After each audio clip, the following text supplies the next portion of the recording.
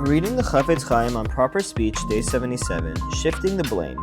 Yet another situation where negative speech may be in order is where one is the victim of a false accusation and wishes to divulge the identity of the real culprit to vindicate himself. Whether or not this is permissible depends on the nature of the crime. If the crime is of the type that would halachically require the observer to inform either the victim or others of the culprit's identity, he should do so. If there is no constructive purpose in revealing the culprit's identity other than to vindicate oneself, it would be forbidden for the accused to name the culprit. The accused should declare his innocence and refrain from incriminating anyone else.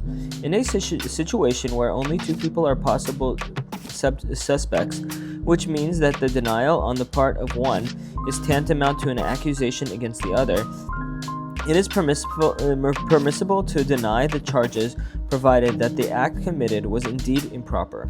However, if the alleged offense was, in fact, an innocent statement or action, the accused should not deny it. Denial would implicate the other person who is in the case is guilty of no real crime.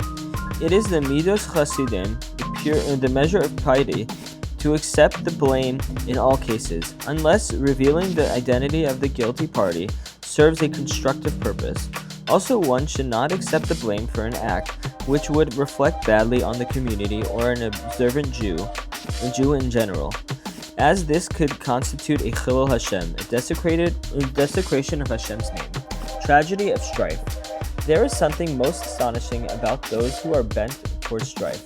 If the child of one of these people would be slightly injured by somebody, even unintentionally, the father would castigate the culprit with fury. If the child would be hurt intentionally and becomes bedridden because of his wounds, the angry father would publicly denounce the attacker, even after the child had recovered, as a cruel and violent individual.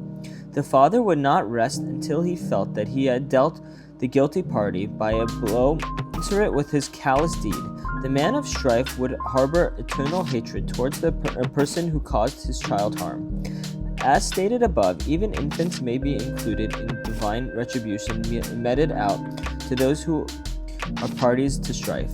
Yet the man of strife does not consider for a moment that he himself brings untold harm, even death, and heaven forbid, upon his children because of his sinful ways. Tragically, it is the way of the quarrelers to involve their wives and children and other relatives in their dispute. Such was the way of Dasan and Aviram. As the Torah states, Dasan and Aviram went out erect at the entrance of their tents with their wives and children and infants. Thus it is written, children gather the wood, but it is the fathers who ignite the fire. The evil inclination binds these people so that they and their loved ones stumble into the abyss below. Thanks, and we'll continue tomorrow.